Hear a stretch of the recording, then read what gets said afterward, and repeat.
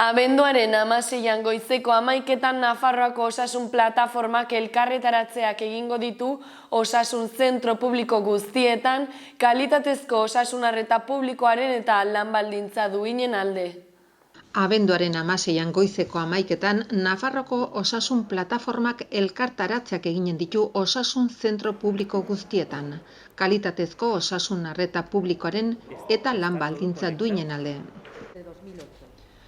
Pandemiak eta aurrekontu nahiko ez izateak erakutsi dute beste behin ere ahultasun gehiegi dituen eta behar baino gehiagotan lankidetza publiko-pribatuaren alde egiten duen gure osasun sistema ahula dela eta horrek Nafarroko osasun publikoa ahuldu baino ez du egiten. Arazoen zerrenda gero eta handiagoa da. Itxaron zerrenda amaigabeak mota guztietako arazoak oinarrizko osasun laguntzan eta laguntza espezializatuan, azpiegiturak gero eta kaxkarragoak langile gutxi batez ere fakultatiboen eta erizainen kolektiboan. Behin-behineko langileen tasa 64%koa da jada eta plantilla gero eta zaharragoa da.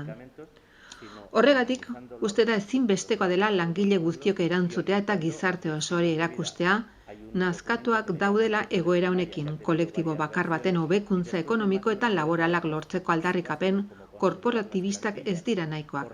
Langileen kudeaketa eraginkorrik ez dagoenez eta lan baldintza gero eta tamalgarriagoak direnez langileak itota daude eta ez dira gai herritarrak gutxieneko kalitatearekin hartatzeko.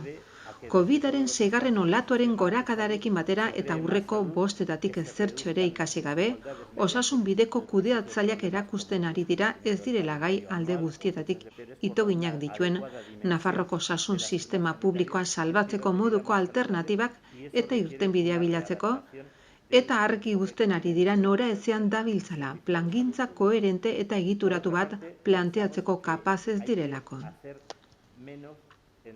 Hori dela eta osasun etxe eta osasun zentro guztietako ateetan egingo diren mobilizazioetan parte hartzera deitzen ari dira plantilla osoarentzat lan baldintza duinak exigitzeko eta osasun arlorako aurrekontu duin bat eskatzeko.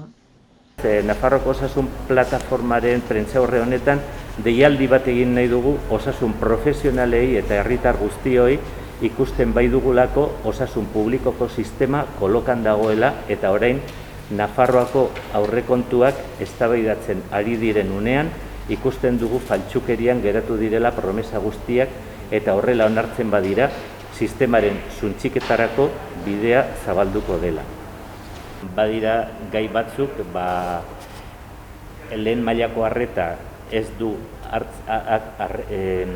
horren portzentaia askoz txikiago da behar dena baino, osasun publikoaren aldaketa ez da nabaritzen,